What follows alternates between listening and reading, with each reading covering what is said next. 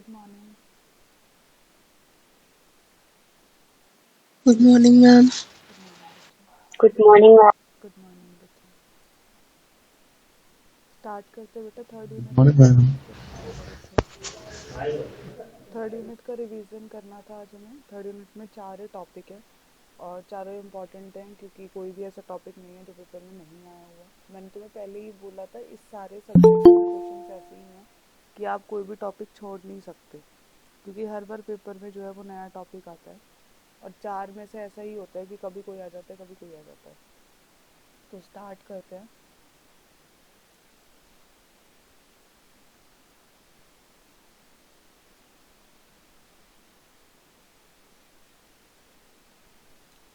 Data dictionary है, decision table है, decision tree है और लॉजिकल टू फिजिकल इम्प्लीमेंटेशन है.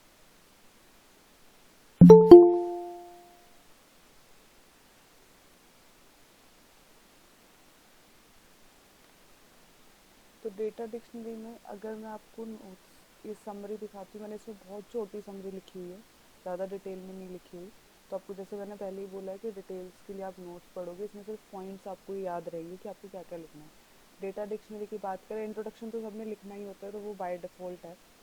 टाइप्स होते हैं, दो तरीके के होते हैं, एक्टिव और पैसिव होती है. एक्टिव में आप ऑटोमेटिकली अपडेट कर देते हो. कोई भी चेंजेस आप करोगे तो वो ऑटोमेटिकली डेटाबेस के अंदर चेंज हो जाएंगे. इंटीग्रेटेड है, दोनों चीज़ें जो है वो कंबाइंड है. डेटाबेस और फ्रंट अगर हम बात करें तो कंबाइंड है. अगर आप सामने से कुछ भी चेंज कर दो तो वो ऑटोमेटिकली चेंज हो जाते हैं, इसका मतलब वो इंटीग्रेटेड है. और उसके अंदर एरर आने के चांसेस बहुत कम होते हैं क्योंकि वो ऑटोमेटिकली अपडेट हो रहा है. पैसिव में क्या होता है, इसके बिल्कुल अपोजिट. आपको मैन्युअली अपडेट करना पड़ेगा, आप ऑटोमेटिकली अपडेट नहीं कर सकते. आपने कोई भी चेंजेस करे हैं आपको डेटाबेस में जाके वो चेंजेस करने पड़ेंगे. तो वो इंटीग्रेटेड नहीं है, कंबाइंड नहीं है, वो नॉन इंटीग्रेटेड है और इसलिए यहाँ पे एरर आने के चांसेस भी ज़्यादा होते हैं. फंक्शंस की बात करें कहाँ का यूज़ होता है, डीबीएमएस में आप यूज़ कर सकते हो. डेटा मॉडलिंग के टाइम पे आप डेटा डिक्शनरी को यूज़ करोगे और डॉक्यूमेंटेशन के टाइम पे यूज़ करोगे.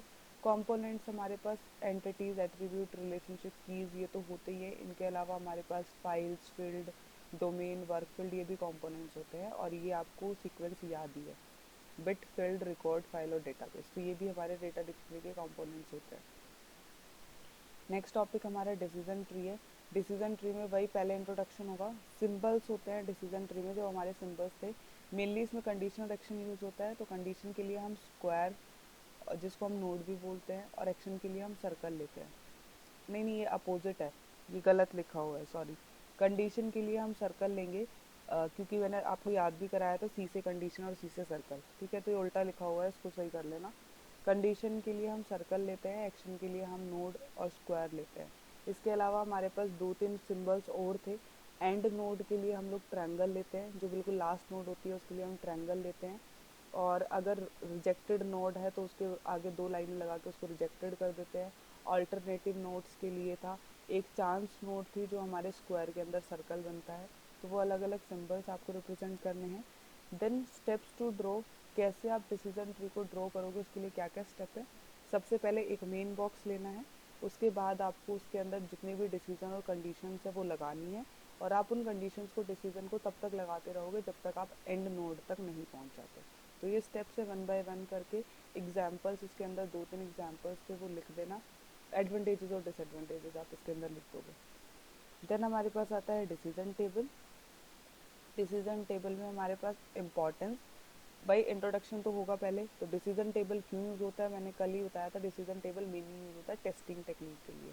जब भी हमें कुछ टेस्ट करना होता है कि ये हमारा सिस्टम सही काम कर रहा है कि नहीं कर रहा है, तो हम उसमें अलग अलग इनपुट्स दे दे के चेक करते हैं, उनके आउटपुट्स मैच करते हैं, उसके बाद हम उसको टेस्टिंग टेक्निक चेक करते हैं.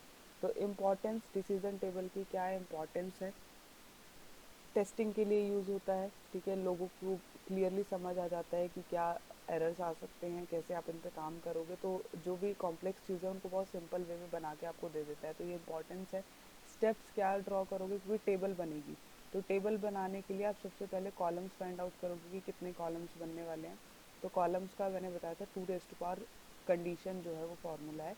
जितनी कंडीशन होंगी उतने 2 रेज़ टू पावर कंडीशन करके आपके कॉलम्स बन जाएंगे. उन कॉलम्स की बेसिस पे आप फिर फर्दर कॉलम्स को ऐड करते रहोगे जितनी भी रिक्वायरमेंट्स आप करोगे. और जो आपके रिडेंडेंट है, मतलब जो डुप्लीकेट चीज़ें हैं या जिन कॉलम्स की हमें रिक्वायरमेंट नहीं है, उन कॉलम्स को हम डिलीट कर देंगे। लास्ट में उनके बेसिस पे हम एक्शंस लेंगे। तो वही कंडीशनल एक्शंस इसके अंदर भी होता है। एग्जाम्पल, इसके भी एक दो एग्जाम्पल्स थे और एडवांटेजेस और डिसएडवांटेजेस। लास्ट टॉपिक था हमारा लॉजिकल टू फिजिकल इम्प्लीमेंटेशन। तो लॉजिकल टू फिजिकल ट्रांसफॉर्मेशन या इम्प्लीमेंटेशन की बात करें तो पहले आप लॉजिकल का इंट्रोडक्शन दोगे, फिजिकल का इंट्रोडक्शन दोगे, उसके बाद हमारे पास ट्रांसफॉर्मेशन के 3 स्टेप्स थे। तो लॉजिकल के इंट्रोडक्शन, लॉजिकल क्या काम करता है, व्हाट पे काम करता है, कि क्या काम करना है, कैसे काम करना है नहीं पता, क्या काम करना है is related to logical. Physical में आएगा कि हाउ, कैसे काम करना है।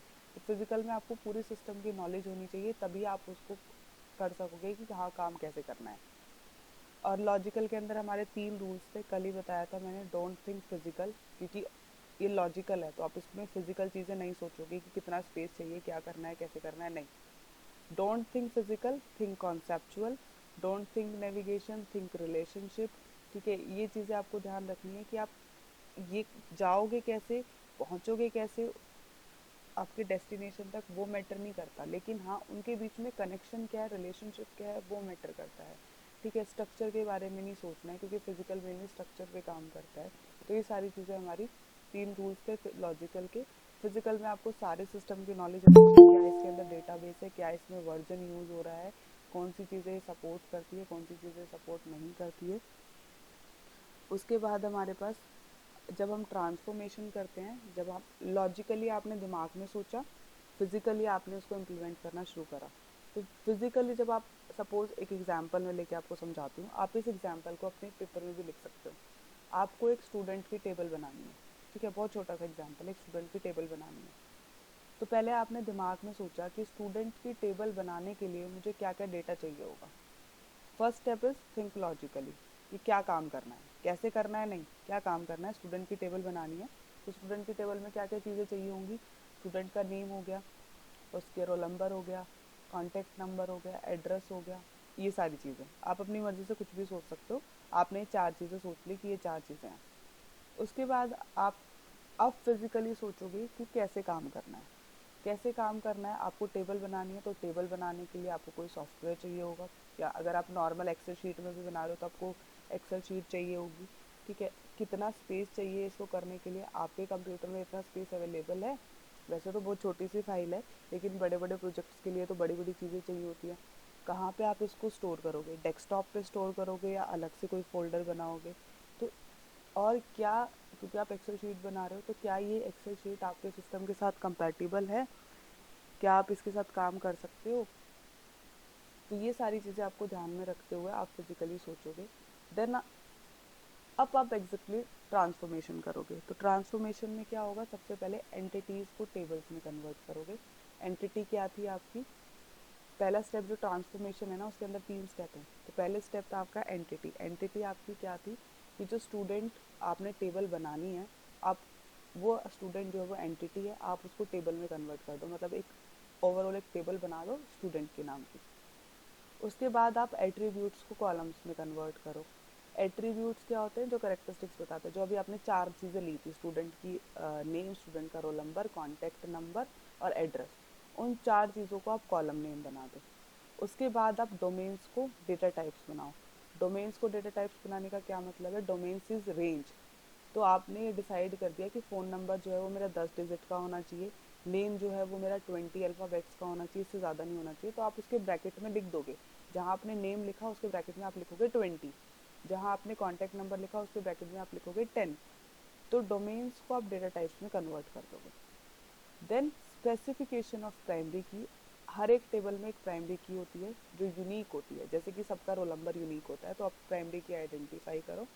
उसके बाद आप अदर डिसीजंस लोगे। अदर डिसीजंस कैसे हो सकते हैं, कि आप जैसे आपने जो टेबल बनाई है, 4 चीज़ें आप एंटर करा रहे हो, इसमें आप जो कॉलम का साइज़ ले रहे हो, कि आप फिक्स्ड लेना चाहते हो। जैसे आपने कॉन्टैक्ट नंबर को फिक्स कर दिया कि 10 डिजिट से ज़्यादा मैं एंट्री नहीं कर सकता, तो वो फिक्स्ड हो गया। या आप वेरिएबल लेना चाहते हो कि वो ऑटोमेटिकली साइज़ इंक्रीज़ या डिक्रीज़ हो जाए। या आप उस कॉलम को नल करना चाहते हो कि भाई, आप अगर स्टूडेंट के पास फ़ोन नहीं है या कॉन्टैक्ट नंबर नहीं है या मतलब ईमेल आईडी तो हमने ऐड नहीं करी, कॉन्टैक्ट नंबर ही करता है। अगर कॉन्टैक्ट नंबर नहीं है उसके पास तो वो उस फील्ड को नल छोड़ सकता है, ठीक है। बट हम स्टूडेंट का नेम नल नहीं छोड़ सकते। तो कौन सी चीज़ों को आप नल छोड़ सकते हो, कौन सी चीज़ों को नल नहीं छोड़ सकते हो, कौन से वेरिएबल्स, कौन से कॉलम्स को आप फिक्स्ड कर सकते हो, ये सारी चीज़ें आपके अदर डिसीजंस के अंदर आती हैं। जब ये पूरा फाइनल हो जाता है तो जो आपने लॉजिकली दिमाग में सोचा था कि एक मेरे को स्टूडेंट की टेबल बनानी है और उसमें मुझे ये इन्फॉर्मेशन मतलब स्टोर करनी है, तो वो फिर फर्दर आप उसको ट्रांसफॉर्म करके आप एक फिजिकली कंप्यूटर में वो सारी चीज़ें बना देते हो। तो that is logical to physical implementation या लॉजिकल टू फिजिकल ट्रांसफॉर्मेशन। बस ये 4 टॉपिक थे हमारे। अगर मैं क्वेश्चंस की बात करूँ इसमें क्या क्या क्वेश्चंस आए हुए हैं, ठीक है, एक बार मैं तुम्हें ऊपर से भी बता देती हूँ। ये डेटा डिक्शनरी है सारा, ठीक है। इंट्रोडक्शन हो गया, टाइप्स अभी बता दिए, एक्टिव और पैसिव हो गए। ये सारी वही चीज़ें हैं, क्या एरर्स और वो जो बताया है, कंपोनेंट्स हो गए सारे, फंक्शंस हो गए जो अभी बताए हैं, कहाँ कहाँ आप इसको यूज़ कर सकते हो, एडवांटेजेस और डिसएडवांटेजेस ये तो करना ही है। देन डिसीजन ट्री में इंट्रोडक्टरी पार्ट है। इंट्रोडक्टरी पार्ट के बाद आपके पास डिसीजन ट्री के सारे, ये एक छोटा सा कंडीशंस और एक्शन का छोटा सा एग्जांपल है। मतलब आप सिर्फ ऐसे ड्रॉ कर दोगे कि यहाँ से कंडीशन है, उसके बेसिस पे आप क्या एक्शन लोगे,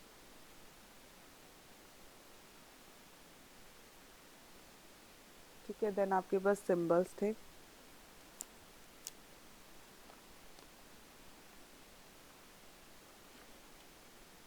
decision node, chance node, alternative branches, rejected, अगर कोई नोड नहीं चाहिए है तो एंड पॉइंट नोड, ठीक है। Then steps to draw, main decision box से स्टार्ट करना है, एक मेन डिसीजन बॉक्स बनाना है।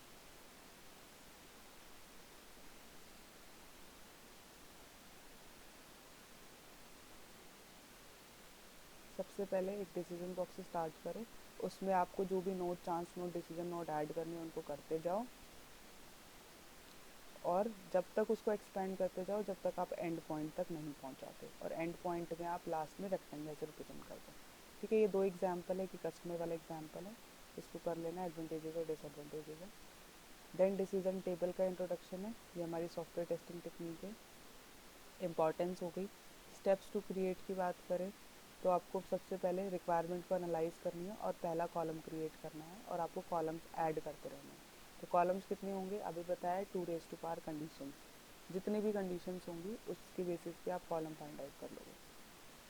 टेबल को रिड्यूस करना है, जो भी फालतू के एंट्रीज है उनको रिमूव कर देना, उनके बेसिस पे एक्शन लेना है, और लास्ट में टेस्ट केसेस राइट ऑन करना है। इसका एक एग्जाम्पल था यूज़र नेम और पासवर्ड वाला, ठीक है। इनमें 4 केसेस बने हुए हैं आपके। इसके अलावा इसमें एक छोटी सी चीज़ और है, कंडीशन में 2 चीज़ें होती हैं, कंडीशन स्टब और कंडीशन एंट्री। एक्शन में भी 2 चीज़ें होती हैं, एक्शन स्टब और एक्शन एंट्री। स्टब में आपकी सारी कंडीशंस होंगी, कंडीशन स्टब में सारी कंडीशंस होंगी, एक्शन स्टब में सारी एक्शंस होंगी। कंडीशन एंट्री मतलब अब आपको कंडीशन के लिए एंट्री चाहिए, तो कोई ऐसा टास्क जिसके लिए आप एंट्री करोगे वो कंडीशन एंट्री के अंदर आएगा, और same with the action entry, किसी कंडीशन से रिलेटेड क्या एक्शन परफॉर्म करना है, दैट इज एक्शन एंट्री। तो स्टब में तो सारी चीज़ें आएंगी, एंट्री में आप ये कह सकते हो कि कुछ पार्ट आपका आएगा जो रिक्वायर्ड होगा। देन आपके एडवांटेजेस और डिसएडवांटेजेस हो गए। देन आपका लॉजिकल टू फिजिकल है। तो पहले तो सारा लॉजिकल के बारे में कि लॉजिकल की क्या रिक्वायरमेंट है, क्या बेनिफिट्स होते हैं उसके। 3 रूल्स हैं आपके अभी बताए हैं, don't think physical, think conceptual. Don't think process के बारे में नहीं सोचना, think structure, don't think navigation, और think relationship. Then physical, physical में आपको मैंने अभी बताया सारी नॉलेज होनी चाहिए, इन डेप्थ नॉलेज होनी चाहिए आपके सिस्टम की, क्या इसके अंदर फीचर्स हैं, क्या वर्जन है, क्या कॉन्फ़िगरेशन है, उसके बाद ही आप उसको ड्रॉ कर पाओगे। ट्रांसफॉर्मेशन में सबसे पहला स्टेप, एंटिटीज़ को टेबल में कन्वर्ट करो, एट्रीब्यूट्स को कॉलम में कन्वर्ट करो, डोमेन्स को डेटा टाइप्स और कंस्ट्रेंट्स में कन्वर्ट करो, प्राइमरी की आइडेंटिफाई करो, अदर डिसीजन जो भी लेने हैं, नल किसको रखना है, क्या लेंथ लेनी है, ठीक है। कौन से इंडेक्सिंग यूज़ होती है, इंडेक्सिंग मैंने कल भी बताया था, जैसे हमारे फ्रंट पेज पे इंडेक्स होता है ऐसे ही हमारे डेटाबेस में भी इंडेक्स होता है। सारी इन्फॉर्मेशन आप पहले पेज पे स्टोर नहीं कर पाते हो, तो इंडेक्सिंग का कॉन्सेप्ट यूज़ होता है ताकि चीज़ें जल्दी से उसके अंदर हम सर्च कर सकें। तो इंडेक्सिंग, कौन से टाइप की इंडेक्सिंग आप यूज़ करने वाले हो, अलग अलग टाइप की इंडेक्सिंग होती है। ये ज़्यादा टेक्निकल है तो इसमें ज़्यादा डिटेल में नहीं करा रही, बस आपको ये ध्यान रखना है कि इंडेक्सिंग का कॉन्सेप्ट यूज़ होता है, उसमें अलग अलग टाइप्स की इंडेक्सिंग होती है। तो कौन सी इंडेक्सिंग आप यूज़ करोगे, तो ये सारे डिसीजंस आपको अदर डिसीजंस के अंदर ये लेने हैं और फिर आपको ट्रांसफॉर्मेशन करना है। ठीक है, एग्जाम्पल मैंने यहाँ पे कुछ लिखा है, गिवन एग्जाम्पल, आप अपने लेवल पे कोई भी एग्जाम्पल दे सकते हो, जैसे मैंने अभी स्टूडेंट वाला एग्जाम्पल दिया था। ठीक है, आप एक एक स्टेप करके एक्सप्लेन कर सकते हो कि आपने को एक स्टूडेंट की लिए टेबल बनानी है जिसमें आप ये 4 चीज़ें स्टोर कराना चाहते हो। तो पहला स्टेप हमारा ये है कि हमने एंटिटीज़ को टेबल में कन्वर्ट करा, फिर एट्रीब्यूट्स को कॉलम में करा, फिर डोमेन्स को डेटा टाइप में करा, फिर एक प्राइमरी की आइडेंटिफाई करी। तो प्राइमरी की बता देना कि student ID is a primary key. And then other decisions में आप बोल सकते हो कि मोबाइल नंबर या contact number can be null. और फिक्स्ड लेंथ की बात करें तो मोबाइल नंबर और आपका जो नहीं, मोबाइल नंबर ही फिक्स रखना, नेम तो फिक्स नहीं रख सकते क्योंकि नेम तो चेंज होता रहेगा। तो मोबाइल नंबर फिक्स होगा, बाकी ये सारे हमारे वेरिएबल लेंथ के हैं। तो ये सारी चीज़ें आप आइडेंटिफाई करके स्टेप बाय स्टेप जो है वो एग्जाम्पल के साथ एक्सप्लेन कर सकते हैं। ठीक है, क्वेश्चंस की बात करें, किस तरीके के क्वेश्चंस पेपर में आए हुए हैं, तो इसमें से कोई ऐसा शॉर्ट क्वेश्चन तो बनता नहीं है।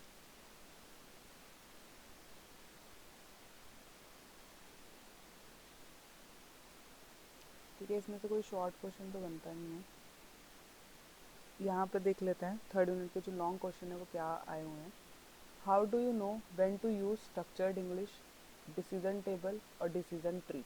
ठीक है, स्ट्रक्चर इंग्लिश जो हमने सेकेंड यूनिट में पढ़ा था ना, स्ट्रक्चर चार्ट, वही है। इसमें आप ये भी बोल सकते हो कि नॉर्मल इंग्लिश की लैंग्वेज में चीज़ें होती है। तो आप इसमें क्वेश्चन पूछा है कि कब आपको इंग्लिश का यूज़ करना है, मतलब कब आपको स्ट्रक्चर, क्योंकि जैसे हमने देखा है अलग अलग एनालिसिस टूल होते हैं, हमने सेकेंड यूनिट में भी पढ़े हैं, हमने डीएफडी और वो सारी चीज़ें सेकेंड यूनिट में पढ़ी थी। अब हमने थर्ड यूनिट में भी decision table, decision tree, data dictionary पढ़ी है। तो सारे एनालिसिस के अंदर आते हैं।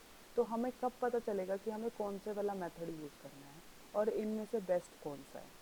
तो क्वेश्चन मैंने असाइनमेंट में भी दिया हुआ है, असाइनमेंट मैंने अपलोड कर दिया है थर्ड यूनिट का। तो ये मैंने वहाँ पे भी दिया हुआ है, इसको थोड़ा सा सर्च करना। बाकी मैं आपको बता देती हूँ कि इस तरीके के क्वेश्चन को अटेम्प्ट कैसे करना है। अभी तो आपको पता ही, क्वेश्चन आप ढूंढ के देख लोगे कौन सा बेस्ट है और आप उस पर काम भी कर लोगे। बट अगर पेपर में ऐसा क्वेश्चन आ जाएगा, आपको नहीं समझ आता कि क्या करना है उस टाइम पे, आपने इंडिविजुअल टॉपिक सारे पढ़े हुए हैं, डिसीजन टेबल आपने पढ़ा हुआ है, डिसीजन ट्री आपने पढ़ा हुआ है, स्ट्रक्चर इंग्लिश आपने पढ़ा हुआ है, इनके बारे में थोड़ा थोड़ा सबके बारे में अलग अलग एक्सप्लेन कर दो, इनके एडवांटेजेस और डिसएडवांटेजेस एक्सप्लेन कर दो, जिससे हमें पता चल जाएगा कि व्हेन टू यूज़ दीज और दीज एनालिसिस टूल और when not to use these analysis. तो एडवांटेजेस क्या क्या है, डिसएडवांटेजेस क्या क्या है। अगर इनमें से बेस्ट है, आपको नहीं पता इनमें से बेस्ट कौन सा है, पेपर के टाइम पे आपको नहीं समझ आ रहा, तो इसमें से कोई भी एक पिक करके लिख देना कि दिस इज़ द बेस्ट। पर थोड़ी बहुत नॉलेज होनी चाहिए। जैसे अगर मैं बात करूँ डिसीजन ट्री और जो डिसीजन ट्री है, इसके बहुत ज़्यादा डिसएडवांटेजेस हैं जो हमने अभी पढ़े थे। डिसीजन ट्री में हमारे पास बहुत सारे सॉल्यूशंस आते हैं और उसमें से हमें बेस्ट सॉल्यूशन पिक करना मुश्किल होता है, तो ये तो बेस्ट है नहीं फॉर श्योर। डिसीजन टेबल की बात करें तो डिसीजन टेबल बेटर है कंपैरिजन टू डिसीजन ट्री, और हम डिसीजन टेबल को यूज़ करते हैं टेस्टिंग टेक्निक के लिए। बट कहीं ना कहीं डिसएडवांटेजेस तो इसमें भी हैं और स्ट्रक्चर इंग्लिश में भी हैं। बट स्ट्रक्चर इंग्लिश का ये है कि यूज़र को अच्छे से समझ आ सकती है क्योंकि इसमें नॉर्मल इंग्लिश में लिखी हुई है चीज़ें। ठीक है, तो आप अपने हिसाब से इसमें से अगर आपको फिर भी नहीं समझ आ रहा है डिसएडवांटेजेस एडवांटेजेस से भी, तो इसमें से कोई भी एक उठाना। ठीक है, जो आपको लगता है पेपर में कि कोई किसी का भी एक का नाम लिखना है। तो इसमें जैसे मैंने डिसीजन टेबल लिखा सपोज, तो decision table is the best for the situation where we want to test some scenario. ठीक है, अब उसके बाद आप डिसीजन टेबल को और अच्छे से एक्सप्लेन कर सकते हो पूरा, उसमें एडवांटेजेस विद एग्जांपल पूरा उसको एक्सप्लेन कर दो। जो आपको लगता है कि बेस्ट है उसको पूरा एक्सप्लेन कर देना। स्टार्टिंग वाले क्वेश्चन में थोड़ा थोड़ा सबके बारे में लिखना है, लेकिन बेस्ट जो आपने बेस्ट बताया है फिर आप उसको पूरा एक्सप्लेन करोगे with example, with advantages, disadvantages पूरा। ठीक है, तो ये इस तरीके के क्वेश्चंस आपको अटेम्प्ट करने हैं। नेक्स्ट क्वेश्चन है, क्वेश्चंस बिल्कुल सिलेबस से बाहर नहीं आएंगे, बस क्वेश्चन घुमा के आएंगे, ये चीज़ याद रखना, मैं पहले भी बोल चुकी हूँ। Discuss the organizational issues involve in system implementation, how these issues can be resolve. अब तुम्हें ये पता है कि थर्ड यूनिट के क्वेश्चन, मतलब थर्ड यूनिट में से क्वेश्चन आया हुआ है। अब आपको समझ नहीं आ रहा है कि क्या कहना चाह रहा है, लेकिन आपको ये तो पता है कि थर्ड यूनिट में 4 ही टॉपिक हैं, एक डेटा डिक्शनरी है, एक डिसीजन टेबल है, एक डिसीजन ट्री है, और नेक्स्ट जो फोर्थ है वो है हमारे पास लॉजिकल टू फिजिकल इम्प्लीमेंटेशन या ट्रांसफॉर्मेशन। डिसीजन टेबल और डिसीजन ट्री तो ऊपर आ गया, ठीक है, दोबारा आने के नहीं है, पर चलो आ भी सकता है, मैं कह नहीं, उसमें कुछ नहीं कह रही, लेकिन यहाँ पे आपको क्लियरली लिख रहा है कि इम्प्लीमेंटेशन के बारे में बात करनी है। तो इम्प्लीमेंटेशन का हमारा एक ही टॉपिक है, लॉजिकल टू फिजिकल इम्प्लीमेंटेशन या लॉजिकल टू फिजिकल ट्रांसफॉर्मेशन। तो यहाँ पे आप थोड़ा सा दिमाग लगाओगे कि जब आप इम्प्लीमेंटेशन कर रहे हो, मतलब जब आप लॉजिकल से फिजिकल में कन्वर्ट कर रहे हो, तो क्या क्या इश्यूज आ सकते हैं और उन इश्यूज को आप कैसे रिजॉल्व करोगे। तो अब इसमें क्या करोगे, लॉजिकल के बारे में लिखोगे जो हमारा टॉपिक है, फिजिकल के बारे में लिखोगे, और ट्रांसफॉर्मेशन के जो स्टेप्स हैं उनके बारे में लिखोगे कि ऐसे ऐसे हम इसको ट्रांसफॉर्म करेंगे या ऐसे ऐसे हम इसको इम्प्लीमेंट करेंगे। और जब हम इसको इम्प्लीमेंट करेंगे तो जैसे आपको लगता है कि ये वाले इश्यूज आ सकते हैं, ज़रूरी नहीं है, अगर फिजिकल की बात करो तो ऐसे ज़रूरी नहीं होता कि सामने वाले को आप सिस्टम के बारे में पूरी नॉलेज हो। तो जब उसको पूरी नॉलेज नहीं होगी तो वो अच्छे से इम्प्लीमेंट नहीं कर पाएगा। तो दीज आर द इश्यूज। या अपने दिमाग में सोचो कि आप कहीं के ऑनर हो और आपके पास कोई प्रोजेक्ट आया हुआ है, क्योंकि organization is related to the company. आपके पास कोई प्रोजेक्ट आया हुआ है और आप उस पर इम्प्लीमेंट कर रहे हो, आप उस पर काम कर रहे हो, तो आपको क्या क्या प्रॉब्लम्स आ सकती हैं, क्या क्या इश्यूज आ सकते हैं। भाई आपके वर्कर्स अच्छे से काम नहीं करें, ये प्रॉब्लम आ सकती है, ठीक है। या और मतलब जो आपको फील होता है कि ये मतलब इश्यूज, आपकी शेड्यूलिंग की इश्यूज आ सकती है कि आपका प्रोजेक्ट टाइम पे कंप्लीट नहीं हो रहा, मशीन्स की टेक्निकल प्रॉब्लम्स आ सकती हैं। तो वो आप लिख दो उसमें पॉइंट्स। तो इसमें कुछ ऐसा है नहीं, बस थोड़ा सा दिमाग लगाना है उस टाइम पे। इतना तो कंफर्म है कि इस यूनिट से क्वेश्चन आया हुआ है और इस तरीके का क्वेश्चन है, उसको लॉजिकल फिजिकल पूरा एक्सप्लेन करके फिर आपको जो लगता है कि और क्या क्या इश्यूज आ सकते हैं आप अपने हिसाब से बना के लिख सकते हो।